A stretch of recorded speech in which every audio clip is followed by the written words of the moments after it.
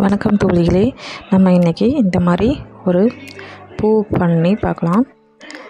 இது எப்படி பண்ணலான்னு பார்க்கலாம் வாங்க. நான் இதை வச்சு ஒரு சின்ன டெக்கரேஷன் கூட பண்ணியிருக்கேன். நான் இந்த த்ரெட் எடுத்திருக்கேன். இது நார்மல் த்ரெட் தான். இதுக்கு 1.5 மில்லிமீட்டர் நீடில் எடுத்திருக்கேன். அது சரியாக அதில் தெரில, ஆனால் 1.5 மில்லிமீட்டர் எடுத்திருக்கேன். ரொம்ப சின்ன நீடில் தான். ஸ்டார்டிங் என்ன பண்ணுறேன்னா, எப்பவும் போல் ஒரு நாட் போட்டுக்கோங்க. நாட் போட்டு கொஞ்சம் டைட் பண்ணிக்கோங்க. இப்போ என்ன பண்ணுறேன்னா, அந்த லூப்பில் நீடில் விட்டு நம்ம செயின் போட ஸ்டார்ட் பண்ண போகிறோம். ஸ்டார்டிங் நம்ம ஒரு ரிங்கு மாதிரி பண்ணணும். அதுக்காக ஃபஸ்ட்டு 6 செயின் போடுறோம். 1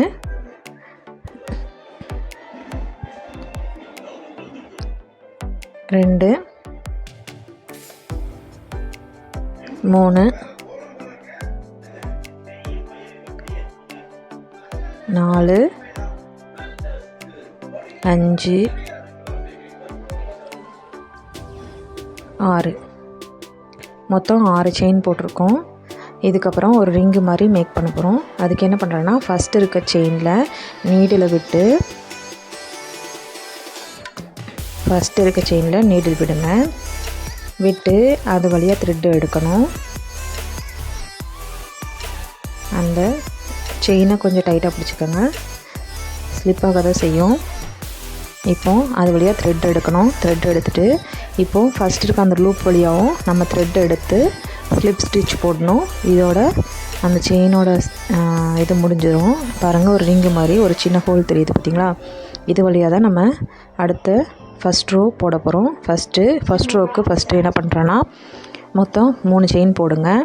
3 செயின் போட்டு அந்த ஹோல்குள்ளே தான் எல்லா ஸ்டிச்சையும் நம்ம போடணும். செயினில் எதுவும் போடக்கூடாது, அந்த ஹோல்குள்ளே போடணும். இப்போது நம்ம 23 டபுள் க்ரோச்செட் போடுறோம். டபுள் க்ரோச்செட்னால் என்ன? நம்ம நீடில் ஒரு டைம் த்ரெட்டை சுற்றிட்டு அதுக்கப்புறம் ஃபஸ்ட்டு இருக்க 2 லூப் வழியாக த்ரெட் எடுக்கணும். அடுத்த 2 லூப் வழியாகவும் நம்ம த்ரெட்டை வெளியே எடுக்கணும். அதுதான் டபுள் க்ரோச்செட்.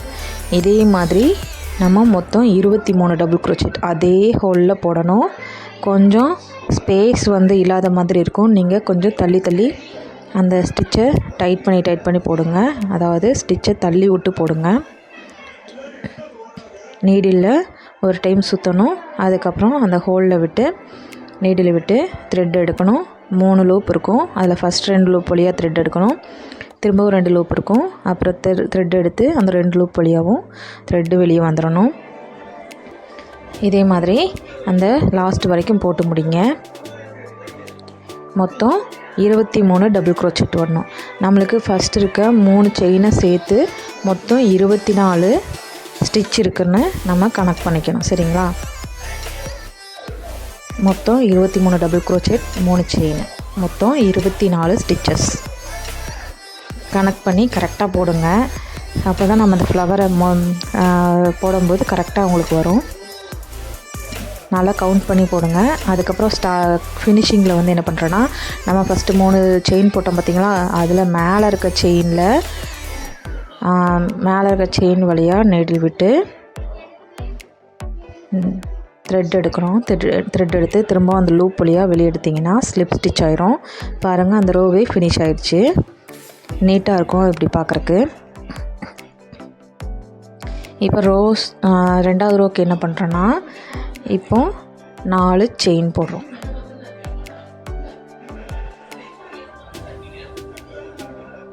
4 செயின் இந்த மாதிரி போட்டுக்கோங்க. 4 செயின் போட்டதுக்கப்புறம் நான் என்ன சொல்லியிருக்கேன், ஃபஸ்ட் இருக்க 3 செயினையுமே ஒரு ஸ்டிச்சாக நம்ம கனெக்ட் பண்ணுறோம். சரிங்களா? அதுலேருந்து 1, அடுத்து 2, அடுத்து 3. 3ஆவது ஸ்டிச்சுக்கு அடுத்து இருக்க ஒரு கேப் இருக்குது பார்த்திங்களா? அதில் நீடில் விடணும். அந்த கேப்புக்குள்ளே நீடில் விடணும். மேலே இருக்க ஸ்டிச்சில் விடாதீங்க. கேப்புக்குள்ளே நீடில் விட்டு அந்த த்ரெட்டை வெளியே எடுக்கணும். வெளியே எடுத்துகிட்டு ஒரு சிங்கிள் க்ரோச்செட் போடுறோம். அவ்வளோதான். திரும்பவும் 4 செயின் போடணும். 4 செயின் போட்டு திரும்பவும் பாருங்கள், அந்த நம்ம செயின் போட்டதுக்கு கீழே பாருங்கள், அதுலேருந்து 3வது ஸ்டிச்சு 3 ஸ்டிச்சஸ் தள்ளி அந்த கேப்புக்குள்ளே நம்ம நீடில் விட்டு எடுத்து ஒரு சிங்கிள் க்ரோச்செட் போடணும். புரிஞ்சுதுங்களா? 4 செயின் போடுறோம். நம்ம ஸ்டிச்சு போட்டதுலேருந்து பாருங்கள், நம்ம ஸ்டிச்சு போட்டதுலேருந்து 3வது ஸ்டிச்சு 1 2 3 அந்த கேப்புக்குள்ளே, அந்த 3வது ஸ்டிச்சுக்கு அடுத்து இருக்க கேப் இருக்குது பார்த்திங்களா, அதுக்குள்ளே நீடில் விட்டு த்ரெட் எடுக்கணும். த்ரெட் எடுத்து அந்த 2 லூப் வழியாகவும் த்ரெட்டை வெளியே எடுக்கணும். சிங்கிள் க்ரோச்செட் வந்துடும். இதை மாதிரி நீங்கள் ஃபினிஷிங் இது வரைக்கும் பண்ணணும். இது செகண்ட் ரோ, அவ்வளோதாங்க. பாருங்கள், கடைசி ஃபினிஷிங் வரும்போது நம்ம ஸ்டார்ட் பண்ண ஸ்டிச்சு கீழேயே இருக்கிற, அதுக்கு கீழே இருக்க செயினில் ஸ்டிச்சில் த்ரெட் எடுத்து திரும்பவும் அந்த லூப் வழியாக வெளியே அந்த த்ரெட்டை அப்படியே எடுத்துருங்க. ஸ்லிப் ஸ்டிச் ஆயிரும். பாருங்கள், செகண்ட் ரோ ஃபினிஷ் ஆயிடுச்சு. நீட்டாக இருக்கும் பார்க்குறக்கு. இதுக்கப்புறம் அடுத்தது என்ன பண்ண போகிறோன்னா, அடுத்தது தேர்ட் ரோ போடுறோம். தேர்ட் ரோ கொஞ்சம் கவனமாக பாருங்கள். ஃபஸ்ட்டு 3 செயின் போடுறோம். நம்ம 3 செயின் எப்போவுமே என்ன சொல்லியிருக்கோம், அது வந்து ஒரு டபுள் க்ரோச்செட்டாக நம்ம கனெக்ட் பண்ணிக்கணும். சரிங்களா? 3 செயின் போட்டு பாருங்கள், ஃபஸ்ட்டு அந்த கேப்புக்குள்ளே விட்டு நம்ம என்ன பண்ணுறோம், ஒரு டபுள் க்ரோச்செட் போடுறோம். அதில் ஒரு டபுள் க்ரோச்செட் போடணும். செயினுக்கு அப்புறம் ஃபஸ்ட்டு அந்த கேப்லேயே ஃபஸ்ட்டு ஒரு டபுள் க்ரோச்செட் போட்டு 2 செயின் போடுங்க. 2 செயின் போட்டு அதே கேப்பில் நம்ம என்ன பண்ணுறோன்னா இன்னும் 2 டபுள் க்ரோச்செட் போடுறோம். பாருங்கள், அதே கேப் தான். அதே கேப்பில் 2 டபுள் க்ரோச்செட் போடணும். 1, இது 2வது டபுள் க்ரோச்செட்.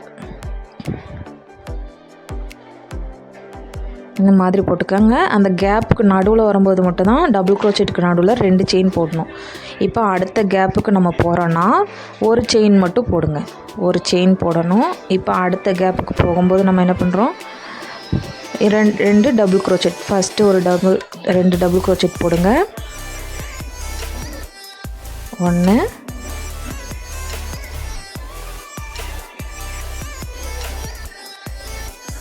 அடுத்தது 2வது டபுள் க்ரோச்செட் போடுறோம்.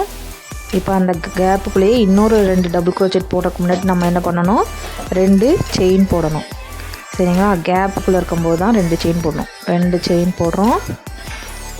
திரும்பவும் என்ன பண்ணுறோம், 2 டபுள் க்ரோச்செட் போடுறோம் அதே கேப்பில். மொத்தம் பார்த்திங்கன்னா அந்த ஒரு கேப்லேயே 4 செயின் போடுவோம், 4 டபுள் க்ரோச்செட் போடுவோம். அந்த 4 டபுள் க்ரோச்செட்டுக்கு நடுவில் 2 செயின் போடணும். புரிஞ்சுதுங்களா? பாருங்கள், இந்த மாதிரி போட்டுட்டு அடுத்த கேப்புக்கு போகிறதுக்கு முன்னாடி என்ன பண்ணணும், ஒரு செயின் மட்டும் தான் போடணும். சரிங்களா? இப்போ அடுத்த கேப்பில் வரும்போது 2 டபுள் க்ரோச்செட் போடுங்க. அந்த கேப்புக்குள்ளே இருக்க 2 டபுள் க்ரோச்செட்டுக்கு அடுத்தது என்ன பண்ணணும், 2 செயின். திரும்பவும் 2 டபுள் க்ரோச்செட். இதே மாதிரி நீங்கள் இந்த தேர்ட் ரோவை கடைசி வரைக்கும் போடுங்க. அந்த கேப்புக்குள்ளே மொத்தம் 4 டபுள் க்ரோச்செட் ஓட்டணும். அதுக்கு நடுவில் இருக்க செயின் வந்து 2 செயின் தான் இருக்கணும். அடுத்த கேப்புக்கு நீங்கள் போகும்போது என்ன பண்ணணும், ஒரு செயின் மட்டும் தான் போடணும். நல்லா ஞாபகம் வச்சுக்கோங்க. கடைசி வரைக்கும் இந்த மாதிரி போடுங்க. ரோ 3 இந்த மாதிரி ஃபினிஷ் பண்ணிக்கோங்க.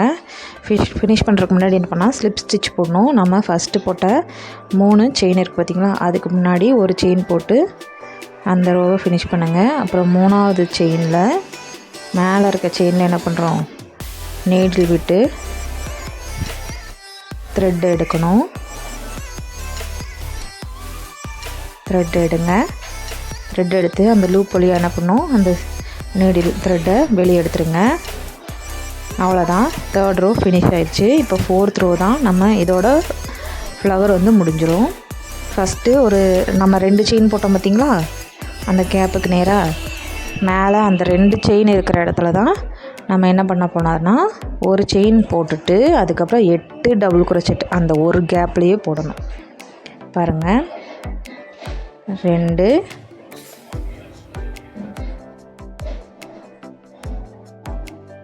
3 அதே கேப்பில் தான் போடுறேன், வேறு எங்கேயும் மாற்றலை. 8 டபுள் க்ரோச்செட்டும் ஒரே கேப்பில் தான் போடுறோம். அப்போ உங்களுக்கு அது ஒரு ஃபேன் மாதிரி இருக்கும் பாருங்கள். அதுதான் நம்ம பெட்டல், அந்த ஃப்ளவரோட பெட்டல். சரிங்களா? அந்த கேப் சின்னதாக இருந்த மாதிரி தான் இருக்கும், ஆனால் கொஞ்சம் நெருக்கி போடுங்க. அப்போ தான் ஃப்ளவர் பார்க்க அழகாக நல்லா நெருக்கமாக அழகாக இருக்கும் ஸ்டிச்சஸ்லாம். இந்த மாதிரி 8 டபுள் க்ரோச்செட் போட்டுக்கோங்க. டபுள் க்ரோச்செட் போட்டதுக்கப்புறம் இப்போது அடுத்து நம்ம ஒரு செயின் போட்டிருப்போம் பார்த்திங்களா, அந்த கேப்பில் என்ன பண்ணால் ஒரு சிங்கிள் க்ரோச்செட் போடணும். நம்ம ஒரு செயின் போட்டிருக்க இடத்துல ஒரு சிங்கிள் க்ரோச்செட் போடணும். சரிங்களா? இப்போ அடுத்தது ரெண்டு செயின் போட்டிருக்க இடத்துல நம்ம என்ன பண்ணணும், 8 டபுள் க்ரோச்செட் போடணும். நல்லா ஞாபகம் வச்சுக்கோங்க. அதாவது கொஞ்சம் பெரிய கேப்பாக இருக்கிற இடத்துல நம்ம 8 டபுள் க்ரோச்செட் போடணும். சின்ன கேப், அதாவது ஒரு செயின் போட்டிருக்க இடத்துல நம்ம சிங்கிள் க்ரோச்செட் போடணும். ஒரு சிங்கிள் க்ரோச்செட் போட்டு அது வந்து பெட்டல் மாதிரி இருக்கும், பார்க்குறக்கு அழகாக இருக்கும். நான் இதை வச்சு கடைசியாக இந்த எல்லா ஃப்ளவர்ஸையும் வச்சு ஒரு சின்னதாக ஒரு டெக்கரேஷன் மாதிரி பண்ணியிருக்கேன். கடைசியாக பாருங்கள்.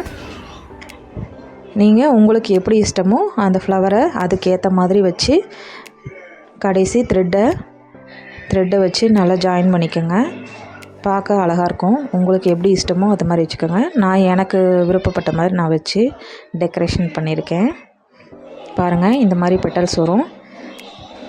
அடுத்தது அந்த சிங்கிள் செயின் இருக்கிற இடத்துல ஒரு சிங்கிள் க்ரோச்செட் போடணும்.